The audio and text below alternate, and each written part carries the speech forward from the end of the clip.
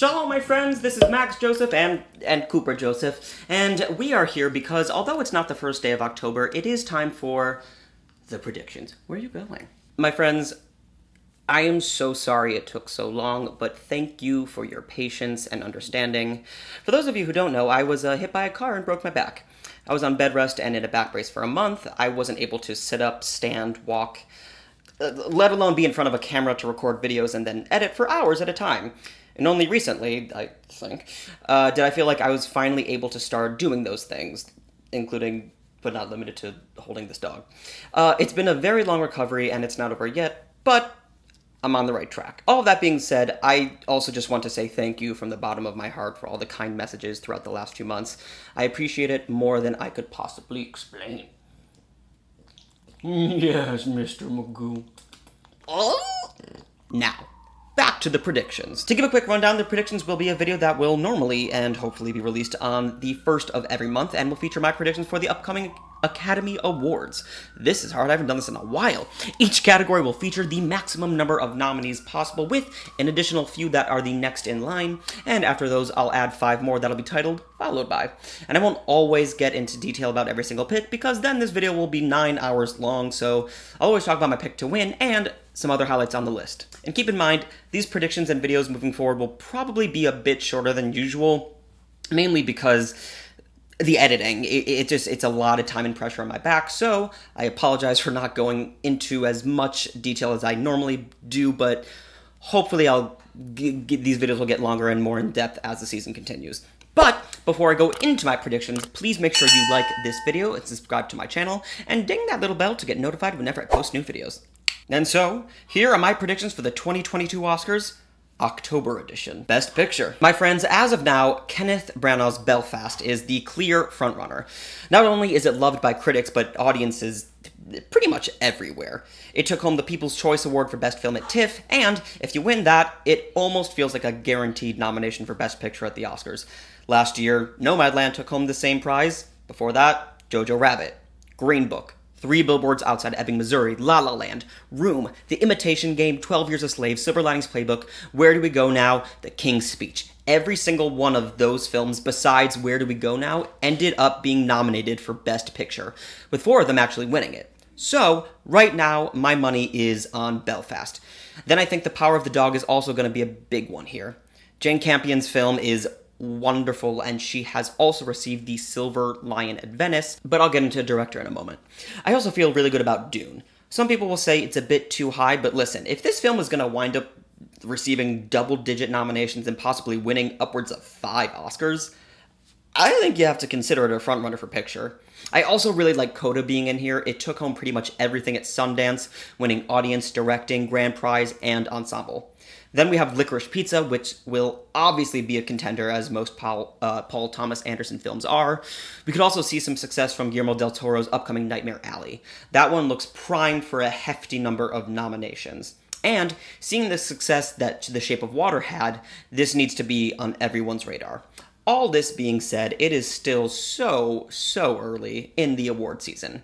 So to say that Belfast is miles ahead of the competition doesn't quite feel right to me personally, but I do think it's the front runner for now. Best Director. So assuming Jane Campion gets nominated, she will become the first woman to be nominated in this category multiple times. A huge moment if that happens. And the big question here is, will picture and director be the same? As of now, I think so.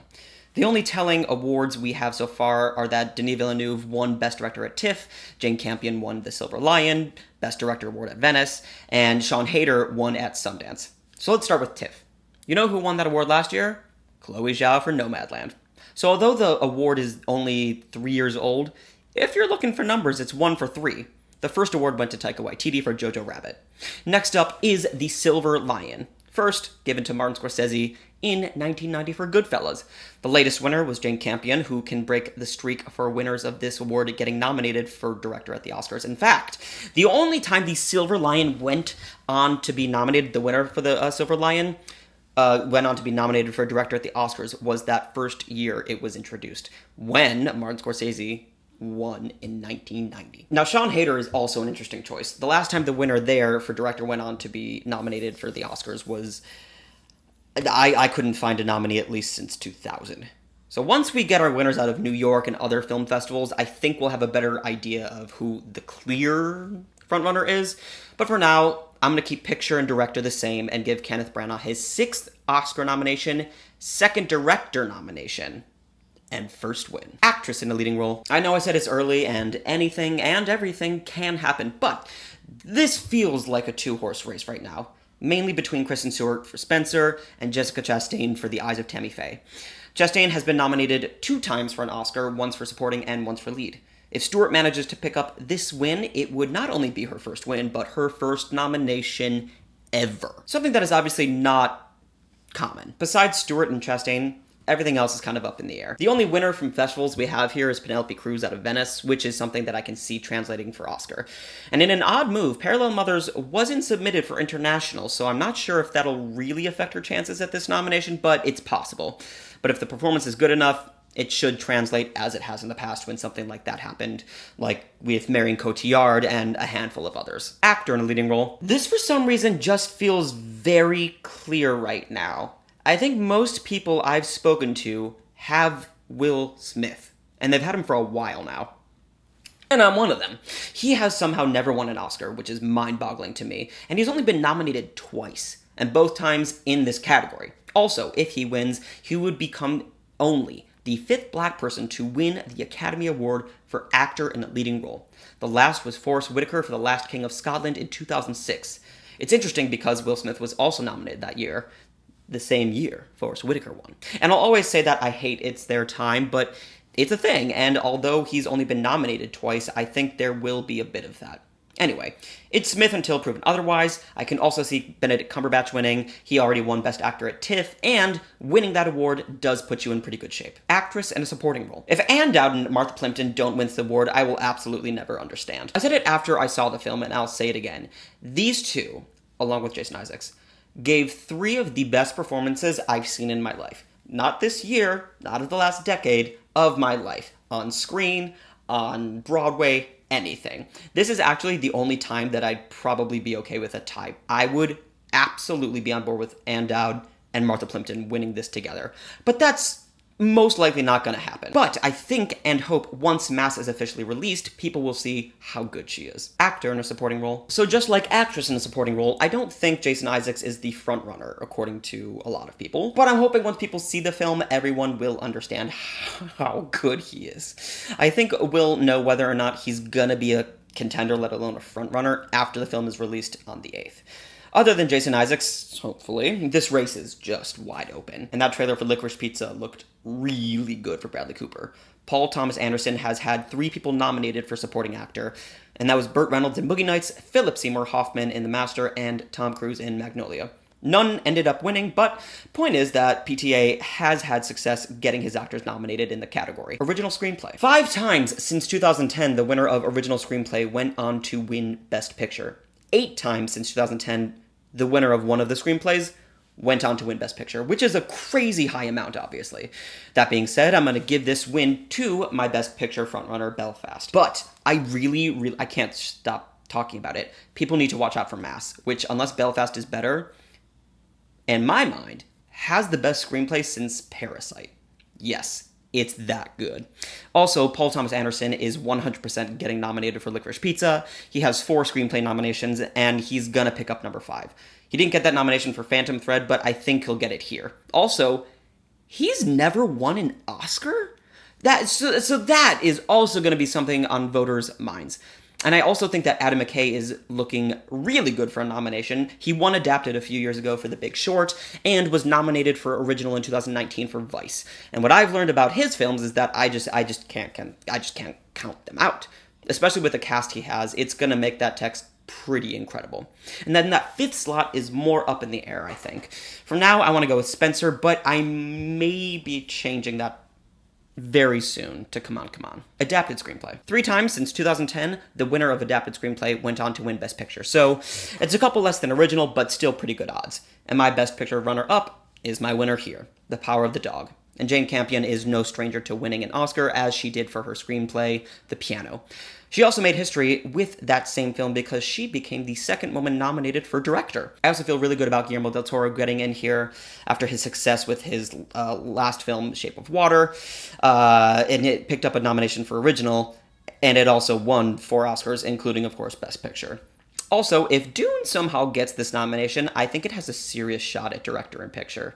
In general, I think adapted is a bit harder to predict at the moment than it is original. Animated feature. If you know me, you know this is my favorite category. And this year, it is just stacked. We have a Pixar film, we have an animated documentary that has the chance to break into Best Picture, which is amazing, by the way. We have a new Disney film with music by none other than Lin-Manuel Miranda, and a new Netflix film, which is arguably, you know, my favorite animated film of the year, and Where's Anne Frank, which I have been longing to see for years at this point.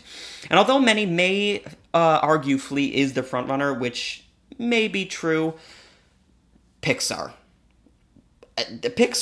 I have to go with it, at least for now. The studio is now 9 out of 11 for original films, and now has more than 50% of the wins in this category since it was first introduced.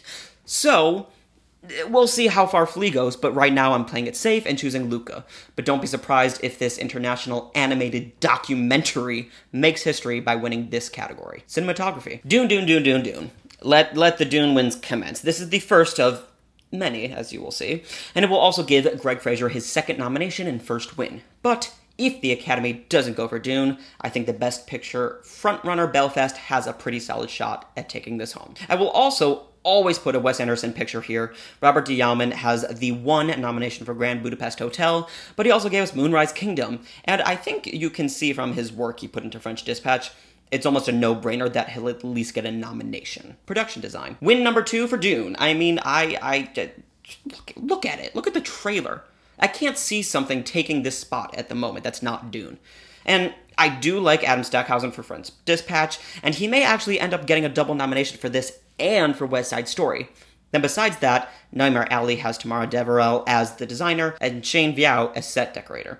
Guillermo del Toro's Best Picture winner, Shape of Water, gave the film 1 of its 4 wins in this category, so that feels like a solid choice, especially since that 1 win Viao took home was for Shape of Water. Costume design. So I've been saying for a long time that Dune is going to win this, and I'm very likely to change it in the near future, but because I want to mix things up a bit and actually think this film could spoil it in the end, I think Cruella could win this award.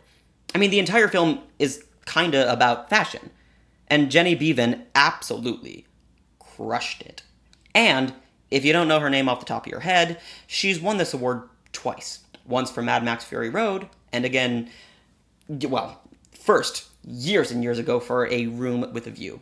So besides winning it twice, she's been nominated another 8 times. So start remembering her name, my friends. Now, French Dispatch feels like an easy one as well. The sheer number of impressive costumes throughout the whole film, it alone by itself is impressive. And then 4-time winner Melina Cananero absolutely crushed it. Look for her to at least get a nomination, especially after winning this award on Wes Anderson's Grand Budapest Hotel. Film editing. As always, one of the most important nominations in Oscars history. Since 1934, less than 15 times has a film won Best Picture without at least a nomination in this category. So if you have your Best Picture winner not getting nominated here, you're a bolder person than I am. So I obviously have Belfast getting in here for just numbers' sake, as well as my other 2 in the top 3 for picture getting in. And although I have Belfast winning pick, I think Joe Walker will earn his 3rd nomination and his first win for Dune. And it will give Dune its 3rd win of the night. Don't worry, more to come. Also, don't count out Hank Corwin, who was nominated in this category for Adam McKay's last 2 films. I'm also very, very, very close to putting in West Side Story. I don't love the idea of all of these incredible musicals we have this year not getting a place in this lineup, and I think the one that has the best shot as of now is West Side Story. Makeup and hairstyling. Another for Dune. 4th win so far. Donald Mowat has never been nominated for an Oscar, but is Denis Villeneuve's go-to designer here.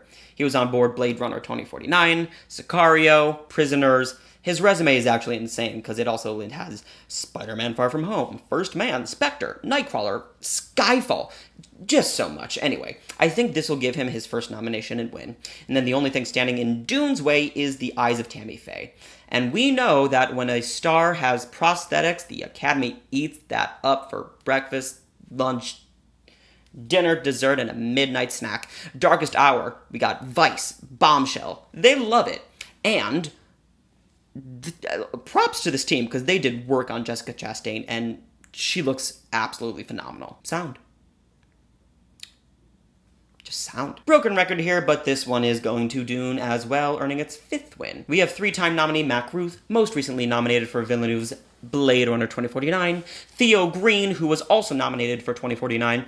It just feels like this is a shoo-in to win this award. And I also think West Side Story should be good for a nomination. When you have 7-time Oscar winner Gary Rydstrom on your team, you should feel pretty confident. He has 19 nominations altogether. Now, Matrix Resurrections has a really good shot of not necessarily winning this, but of at least getting the nomination. The franchise has won 2 Oscars in the sound category, so I think it's good for that. I'm also close to putting No Time to Die in there, but it doesn't feel right yet. The last time a Bond film got a sound nomination was for Skyfall in 2013, and before that, it was 1972.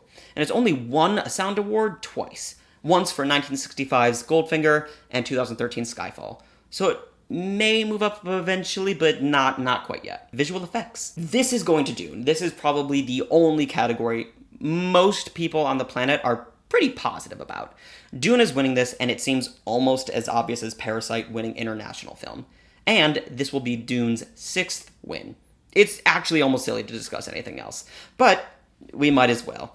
We have at least one Marvel film that will get in here. I have 2 because I think 2 might get in, unless they want to share the wealth a little bit, which I'd be thrilled with.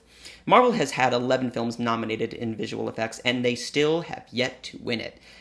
And it's not gonna be their time this year either. Then, Matrix won this award in 1999, so if it's anything like the original Matrix, it's gonna get the nomination, although the 2 sequels following the original did end up missing, so you never know. But based on the trailer, I think it's getting in. Original score. I've been saying it for over a year now. Hans Zimmer is winning this. This will give Dune its 7th and final Oscar, and will also give Zimmer his 12th nomination and only his 2nd win. His first coming from one of the greatest scores in all of cinema, The Lion King. Besides Dune being praised for its visuals and sound, the score has been praised almost as much, so I'm pretty confident that Dune is gonna win this. And then Johnny Greenwood is also in a solid position of pulling a Trent Reznor and Atticus Ross and earning himself a double nomination. Only difference is that I don't think he'll be able to get past Zimmer. Then you also have 2-time winner with an additional 9 nominations, Alexandre Desplat, as well as the brilliant 2-time nominee, Nicholas Britell. It's an epic lineup of all veterans who have all at least been nominated for 1 Oscar. Original song. I don't want it to happen, mainly because I think it's too easy, but I do think this is probably going to Billie Eilish for the song No Time to Die in the final Daniel Craig Bond film. But there are some really good songs this season. We have a Beyoncé song, Be Alive in King Richard. We have a new Lin-Manuel Miranda song in Disney's Encanto. Lin is just an Oscar away from earning his EGOT, by the way. There's Belfast native Van Morrison for his song in Belfast. And of course, we have the new song from Respect with Jennifer Hudson, who teamed up with one of my favorite artists of all time, Carole King. It gives me goosebumps thinking about Carole King teaming up kind of in a way with Aretha Franklin again, as they did with A Natural Woman. Can you imagine, just for a second, this year's Oscars with performances from Billie Eilish, Beyoncé, Lin-Manuel Miranda, Van Morrison, Jennifer Hudson, and Carole frickin' King? I wouldn't stop sobbing. Those are my predictions for the 94th Academy Awards October edition. Let me know what you have predicted in the comments. Agree, disagree? Let me know. And so my friends, thank you so much for watching. Please make sure to like this video, give me your thoughts in the comments, subscribe to this channel, as well as follow me on Twitter, Instagram, and Letterboxd at mjoseph492. Like my page on Facebook, which is facebook.com/MaxJosephFilmPerson. Join the Amino live chat, which is open 24/7, 365. And if you really love me, please consider being a member of the channel, where you can get member-only content, guest interviews, giveaways, and lots more. Shalom, my friends.